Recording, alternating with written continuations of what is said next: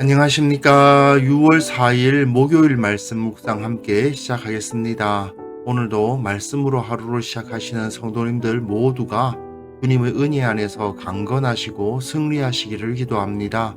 오늘 묵상하실 본문은 고린도전서 10장 1절에서부터 13절까지 말씀이고요. 통독하실 말씀은 에스더 6장부터 10장까지입니다. 오늘 본문은 바울이 우상에게 바쳐졌던 고기를 먹는 자들에게 있을 수 있는 우상 숭배에 대한 경고를 담고 있는데요. 이를 통해서 우리가 신앙생활의 자유에 대해서 이야기할 때에 반드시 짚고 넘어가야 할 문제인 자기 기만의 문제에 대해서 생각해보는 시간을 가졌으면 좋겠습니다. 그럼 먼저 말씀을 보시고 묵상 이어나가도록 하겠습니다.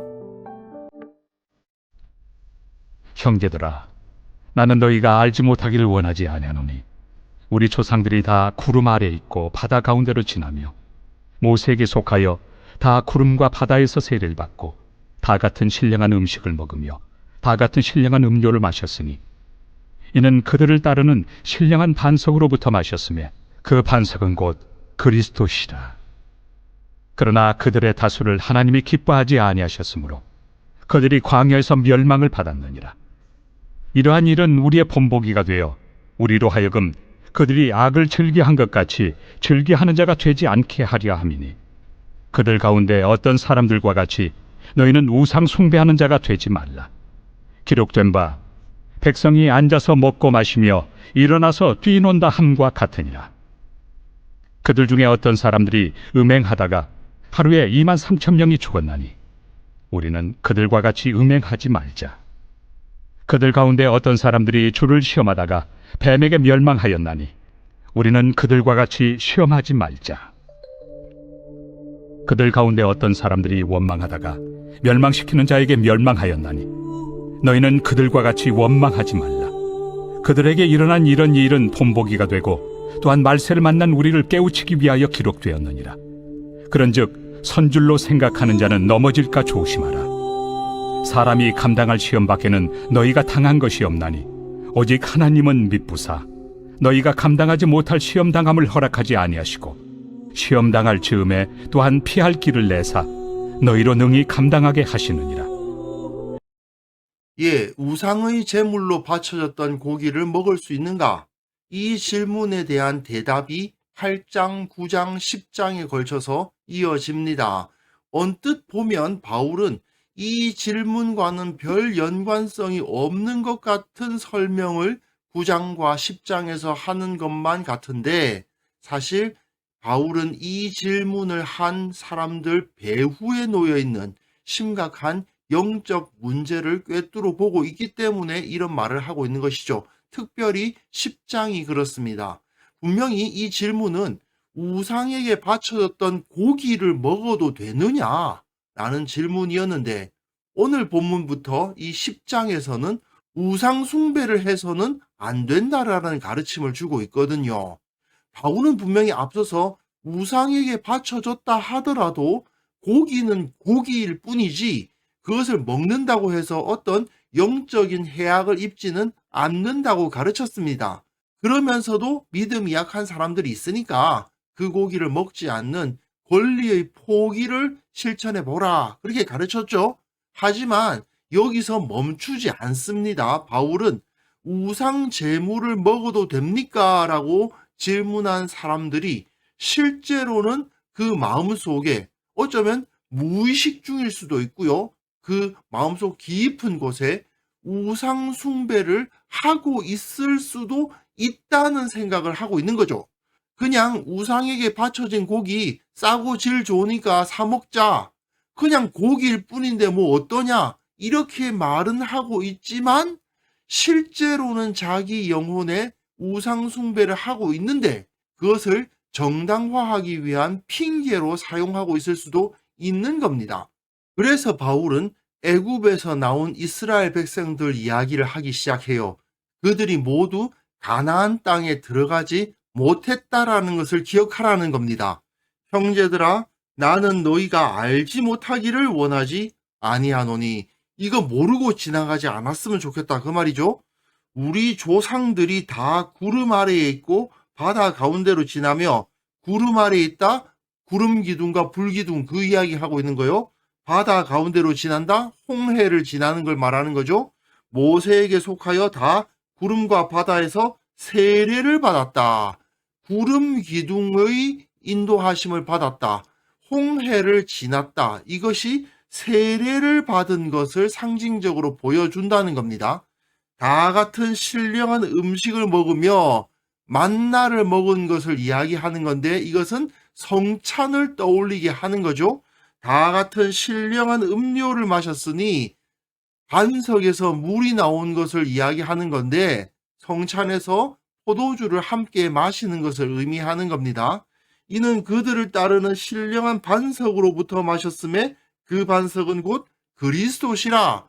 우리가 성찬식 할 때에 그리스도로부터 신령한 음식과 신령한 음료를 먹고 마시잖아요. 사실은 우리 예배 가운데에서 성찬은 예수님께서 정해주신 가장 기초적인 의식이기 때문에 예배의 기본을 이루는 것이긴 하거든요. 교회 따라서 성찬을 가끔 하시는 교회가 많이 있습니다만은 사실은 성찬이라는 것은 우리 기독교 예배의 근간을 이루고 있습니다. 여기서도 보시면 그리스도 안에서 우리가 함께 신령한 음식을 먹고 신령한 음료를 마시고 있지 않느냐라고 말하고 있죠. 바울이 이 말을 왜 하겠어요? 우리가 세례도 받고 성찬도 함께 나누고 교회로서 모이고 하는 거 옛날에 애굽에서 나온 이스라엘 백성들과 똑같은 모습이다라는 겁니다.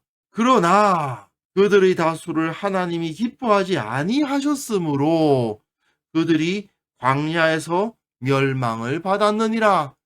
상당히 심각한 경고죠. 너희들 세례받았다고 성찬식에 참여하고 있다고 즉 매주마다 예배 드리고 있다고 해서 광야에서 죽임을 당했던 이스라엘과는 다른 결과를 맞이할 것이라고 기대하지 말라는 겁니다.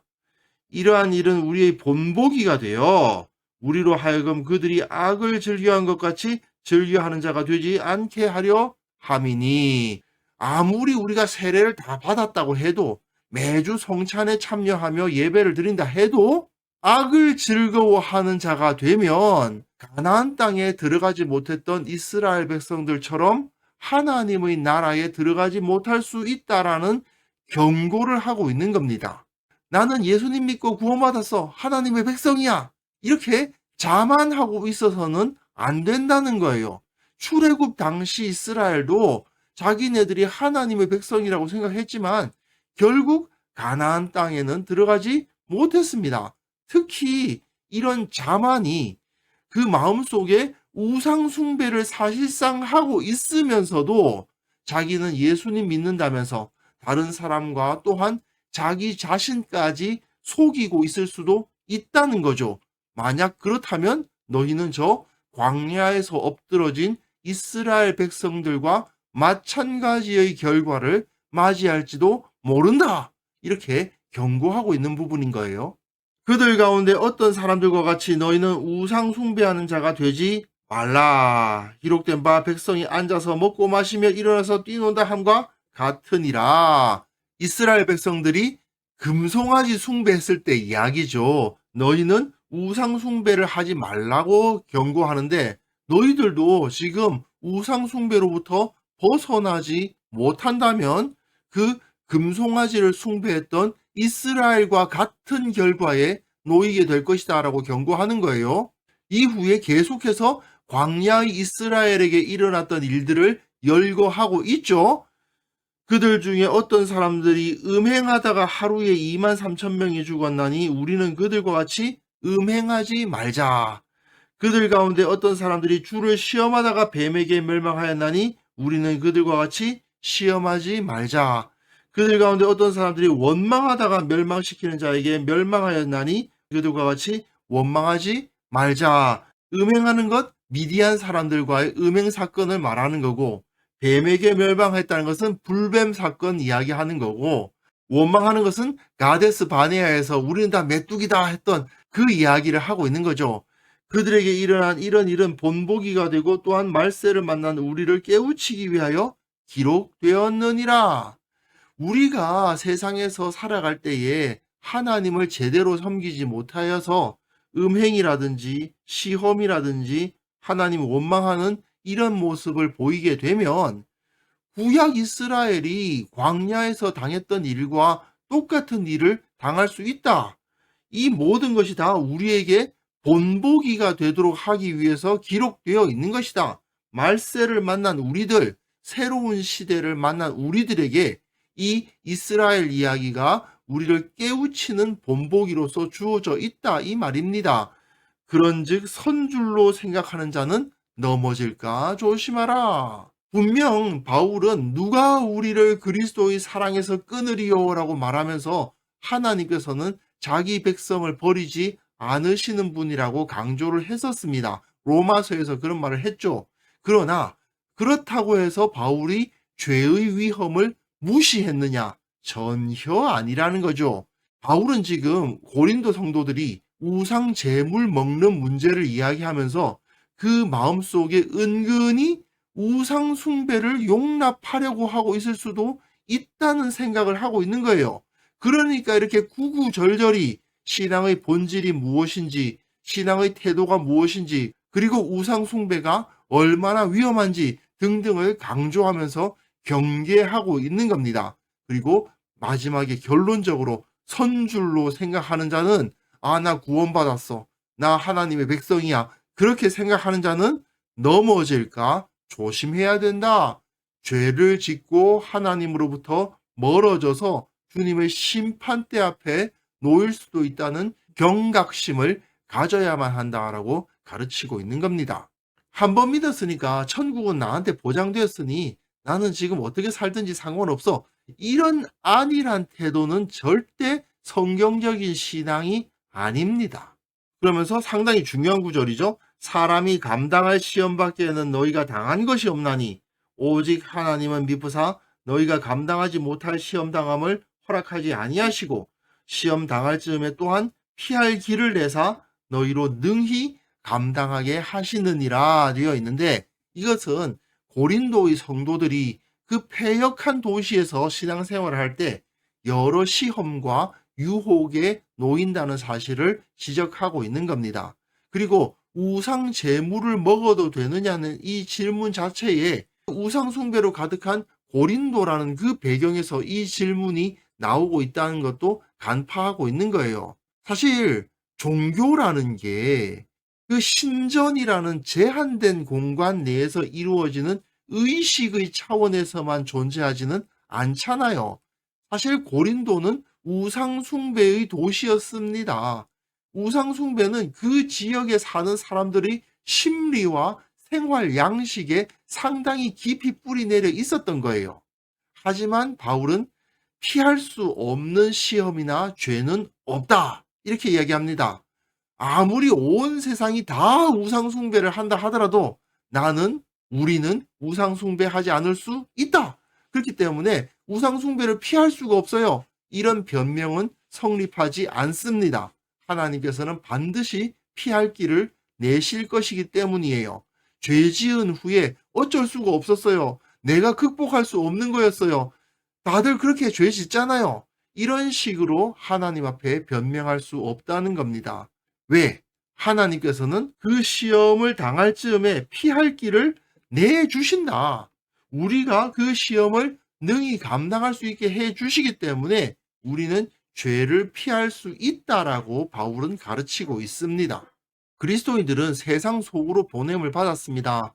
그렇기에 세상의 우상숭배적인 영향력에서 전혀 배제될 수는 없어요. 세상 가운데 있으니까요. 하지만 우리는 반드시 그 가운데에서 깨어 있어야만 합니다. 무엇보다도 나 한 번 구원받았으니까 영원히 안전해. 나는 어떻게 살든 상관없어. 이런 식의 영적인 자만심에는 절대 붙들리면 안 됩니다. 또한 그런 죄를 저지르고 있으면서도 이건 죄가 아니야. 이런 식으로 자기 자신을 기만하고 있지는 않은지 솔직한 마음으로 돌아볼 줄 알아야 되겠습니다. 예를 들자면 분명히 제사상에 올랐던 음식을 먹는 것은 아무 문제가 없다. 이건 바른 지식 맞습니다. 하지만 그 마음속에 그걸 먹으면서 이걸 통해서 조상들의 또는 그 종교의 혜택을 입을지도 모른다는 기대하는 마음이 스며들어 있음에도 불구하고 스스로를 속이고 있을 수도 있는 거예요. 술이나 담배, 사실 신앙과 관계없는 거 맞아요. 하지만 실제로는 술 때문에 방탕한 생활을 하고 있으면서도 이건 내 신앙과는 관계없으니까 상관없어. 이런 식으로 스스로를 정당화하고 있을지도 모르는 거 아닙니까? 우리가 영적인 자만심이나 자기 기만에 붙잡혀가지고 예수님의 제자로서 마땅히 실천해야 할 삶을 행하지 않고 세상의 유혹과 죄에 이끌려가는 일은 없어야 되겠습니다. 그래서 매일 우리 자신을 돌아보고 세상의 우상을 우리의 마음에서 완전히 쳐낼 수 있어야 되겠죠. 복음을 알고 구원을 받았다면 우리가 더욱더 깨어서 나 자신을 살필 수 있는 그러한 삶을 살아야 될 것입니다. 그래서 이 시간 함께 기도하실 때에는요, 우리가 주님 앞에 정직한 마음으로 서게 하옵소서. 우리의 죄악을 정당화하는 어리석은 자가 되지 않도록 도와주옵소서. 우리 교회 모든 성도들이 주님을 온전히 섬기고 결코 거짓되지 않은 온전히 청결한 신앙을 갖게 하여 주옵소서. 함께 기도하는 시간 가졌습니다.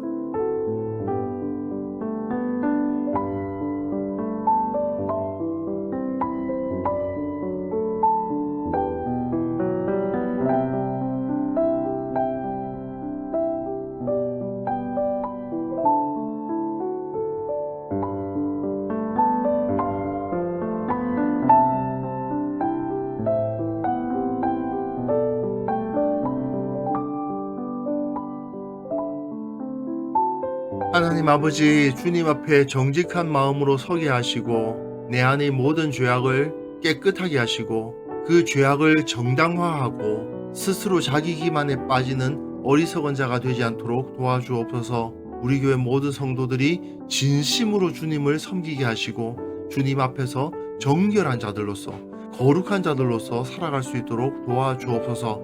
결코 스스로를 속이는 자들 되지 않도록 도와주시고 주님 앞에 거룩하다 인정받는 성도들 다 되게 도와주옵소서. 주님, 한국 교회와 또한 한국 사회를 주님께서 지켜주시기를 원하옵고 바랍니다. 참된 번영이 무엇이고 참된 평화가 무엇인지를 사람들이 알게 하시고 이 땅과 교회 가운데 하나님의 능력, 하나님의 임재가, 하나님의 통치가 임하게 하여 주옵소서. 오늘 하루 우리가 살아가는 그 모든 삶 가운데에서 주님께서 함께 하여 주시고 주님의 은혜로 충만케 하여 주시고 무엇보다도 주님의 지혜로 한 걸음 한 걸음 살아가는 자들 되게 하여 주옵소서. 주께서 형통하게 하시고 어렵지 않게 하시고 결국 승리를 경험하게 하여 주옵소서. 감사드리옵고 예수님의 이름으로 기도합니다. 아멘.